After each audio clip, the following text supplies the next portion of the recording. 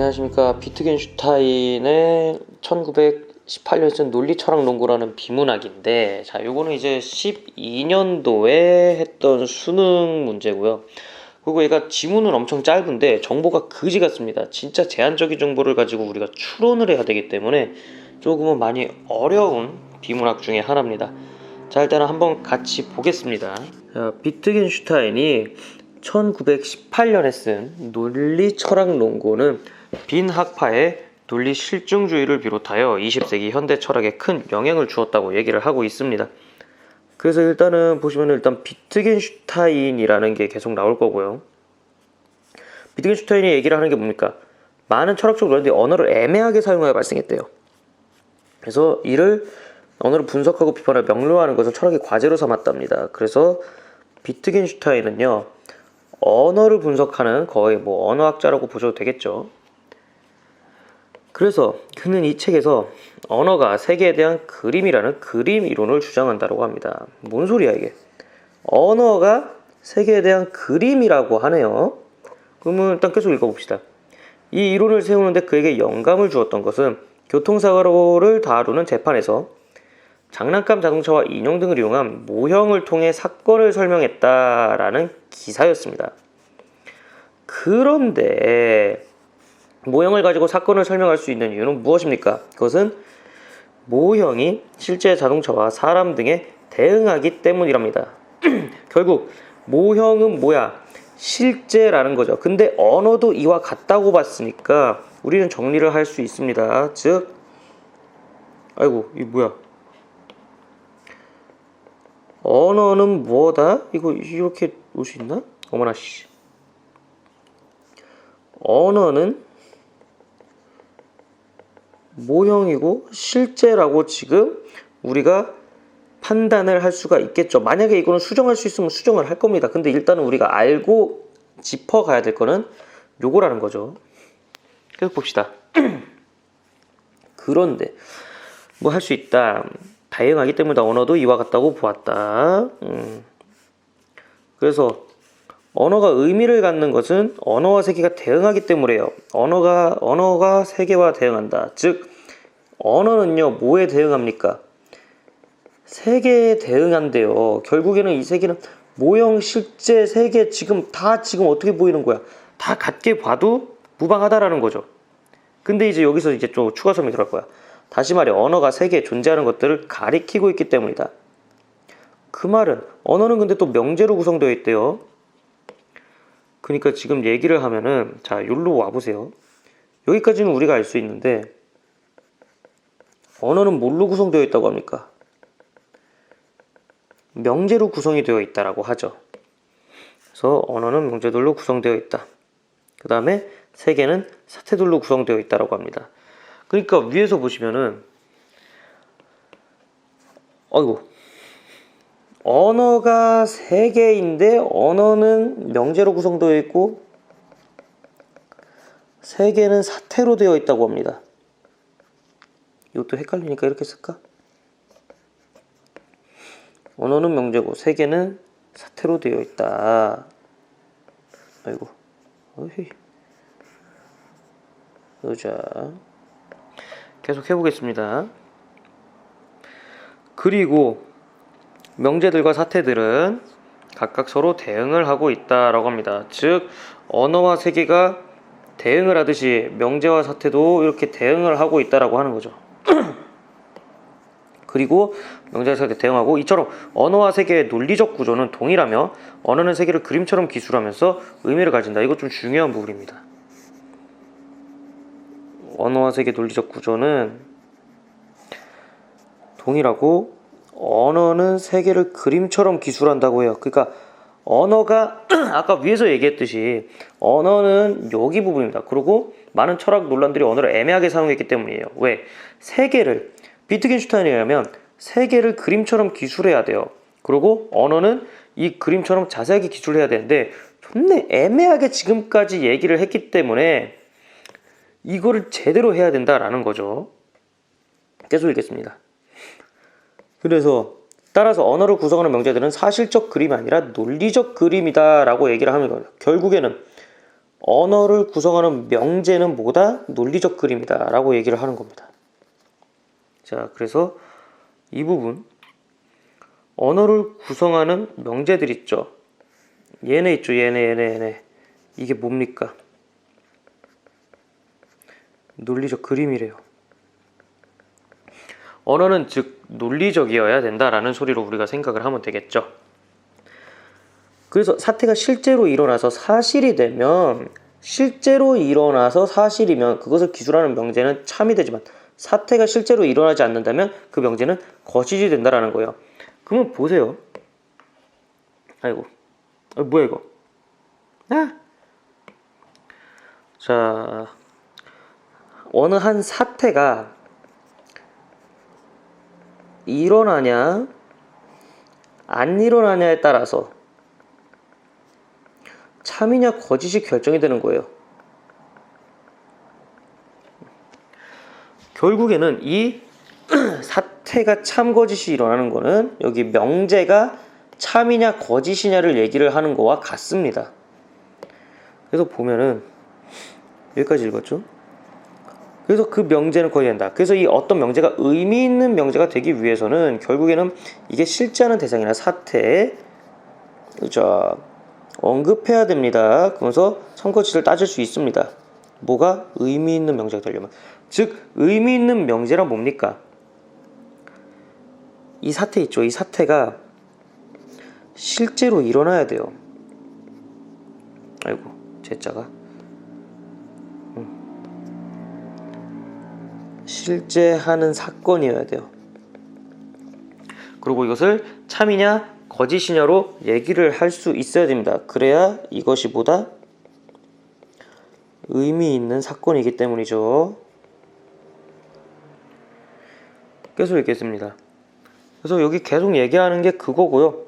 그래서 어떤 명제가 실제하지 않으면요, 그것은 의미 없는 명제가 되고요, 참 거짓을 따질 수가 없습니다. 따라서 이 부분도 중요하죠. 경험적 세계 언급하는 것만이 의미 있는 것이 된다라고 우리에게 얘기를 해주고 있습니다. 결국 이 의미 있는 사건은 뭐다? 경험적 세계라는 거죠. 결국 비트겐슈타인이 얘기하는 사태는 실제하는 사건이어야 되고요. 이 실제하는 사건이 곧 의미 있는 사건이고, 이 의미 있는 사건은 경험적 세계가 돼야 됩니다. 결국에는 이게 다 같은 말이었다라는 거예요. 그리고 이 사태는 무엇이다? 이게 바로 명제입니다. 왜? 명제랑 사태랑 대응된다라고 했으니까. 그리고 우리가 지금까지 논리적 그림이다라는 얘기가 나왔는데, 이 논리적이라는 얘기는 어디 나와 있으면요, 논리적이다면요, 참과 거짓이 나올 수 있는 확률에 불과합니다. 그것은 어딨냐? 여기 보세요. 파란색으로 할까? 다른 색으로 할까? 이거는요, 이 부분은 우리가 놓치면 안 되는데, 자, 그림 이론에서 여기 부분, 명제에 대응하는 사태는 사실이 아니라 사실이 될 수 있는 논리적 가능성입니다. 즉, 이 사태가요, 무조건 참이 아니라는 소리죠. 그래서 이거는 무조건 참이 아닙니다. 그림이로서 명제에 대응하는 사태는 무조건 참이 될 수도 있는 거고, 거짓이 될 수도 있는 거예요. 마무리.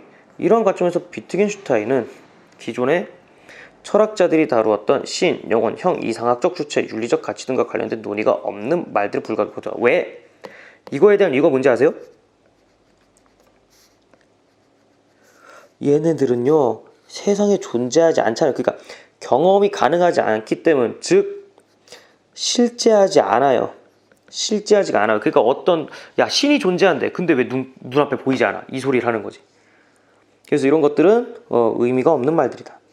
그런 문제는 우리 삶을 통해 끝없이 드러나는 신비한 것들이지만, 이에 대해 말로 답변하거나 설명할 수가 없다. 즉 경험적 세계가 아니고 실제하지 않고 의미 있는 사건이 아니야. 즉 그럼 이거는 명제로 표현할 수가 없고, 이것은 거짓이기 때문에 언어로 표현할 수 없다라는 거죠. 그래서 이런 비트겐슈타인은 말할 수 없는 것에 대해서 침묵해야 한다. 왜? 명제로 표현할 수 없으니, 명제로 표현할 수 없으면 언어로 나타낼 수가 없게 되는 거죠. 그래서 명제와 사태의 관계를 우리는 논리적일 수가 없다라고 아예 그냥 틀어져 버리기 때문입니다. 그래서 보시면요, 17번 비트겐슈타인의 이론에 대해 적절하지 않은 것은요, 답은 5번입니다. 응? 아니 4번. 왜냐면은 봐봐, 경험적 대상을 언급하는 문제는 반드시 참이에요? 아니라고요. 여기 나와 있잖아. 무조건 참이 아니라니까요. 그래서 언급하는 명제는 참이라고 봤다? 아닙니다. 참일 수도 있고 거짓일 수도 있는 거죠. 그 다음에 자 18번 의미 없는 명제에 해당하는 것은, 즉 의미 없는 명제란 실제하지 않고요. 그 다음에 이거 다시 보시면은 경험적 세계가 아닙니다. 그러니까 우리가 경험을 할 수가 없는 거예요. 경험도 못해요. 그리고 반드시 나와야 되는 건데, 보시면은 이거 보세요. 참거짓을 따질 수 있어야 됩니다. 일단은 의미 있는 명제는 참거짓을 따질 수 있어야 돼요. 이 부분 얘기하는 겁니다. 봅시다. 이거 참거짓 되죠? 1기압에서 90도 끓는다. 뭐 참거짓 되죠? 구라든 참이든 일단 되죠. 피카소? 이거는 뭐 참거짓 되죠? 참거짓 돼요. 근데 이거는 가치 아닙니까? 바람직한 삶에 대해서 우리가 참거짓을 논할 수 있어요? 못합니다. 그렇기 때문에 이거는 사람마다 다르기 때문에 5번입니다. 실제하지도 않고 경험을 사람마다 다 달라요. 어떻게 딱 yes or no로 할 수가 없습니다. 18번은 5번이고요. 얘는 이제 쉽죠. 뭐 왜? 다 정리했잖아요. 그래서 언어 세계, 기억 니은이 뭡니까? 기억 니은 어딨냐? 그래서 모형과 사건이죠. 결국 이 모형 사건이 뭡니까? 서로 대응한다라는 거죠. 모형을 통해 사건을 얘기했다, 언어를 통해 세계를 얘기했다, 명제를 통해 사태를 얘기했다. 기억 니은은 무조건 맞아요. 논리적 그림 의미 있는 명제, 이거는 뭡니까? 논리적 그림 안에 의미 있는 명제가 있는 거고, 이거는 얘는요, 논리적 그림 있죠. 이 안에 의미 있는 명제가 있는 거고요. 그래서 얘는 상위어 개념입니다. 상위어 하위어. 그럼 얘는 애초에 맞지 않아요. 그래서 이거는 반이어 관계입니다. 그래서 대응하는 거는 답 1번밖에 안 됩니다. 그 다음에 20번 위 글로 미루어 볼 때 비트겐슈타인이 보기와 같이 말한 이유로 적절한 글을 찾으랍니다. 비트겐슈타인이 이렇게 또 얘기했대요. 사다리를 딛고 올라간 후에 그 사다리를 던져버리듯이. 왜? 필요 없으니까. 논리 철학 농구를 이해한 사람은 거기 나오는 내용을 버려야 한다. 왜? 이 책의 내용, 우리가 봤던 지문의 내용은 의미 있는 언어의 한계를 넘어선 거기 때문에 엄밀히 보면 말할 수 있는 것의 범주에 속하지 않는데요.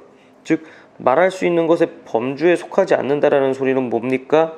여기서 보시면은 경험적 세계가 실제하는 사건을 초월했다라는 거예요. 왜? 이 책의 내용은 뭘 얘기하고 있기 때문이에요. 언어를 가지고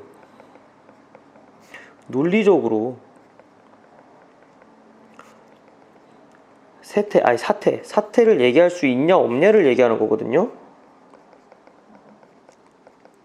사태를 얘기하는데 지금 봐봐. 언어의 한계를 넘어섰대요.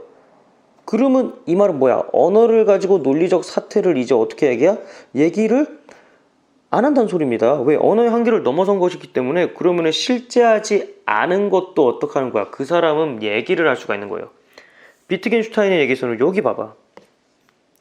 의미가 없는 말들, 이 신비한 것들을 답변하거나 말로 설명할 수 없다니까요. 이게 언어가 가지는 한계입니다. 이게 언어의 한계였어요. 즉 실제하지 않는 건 설명 불가라고. 그렇기 때문에 여기 봐서 답은 4번인 거지. 왜? 이거는 지금 우리는 경험적 세계를 얘기하고 있는 게 아닙니다. 경험적 세계가 아니라 언어와 세계의 논리적 관계에 대해 언급하고 있기 때문이다. 그런데 여기서 언어의 한계를 넘어섰다?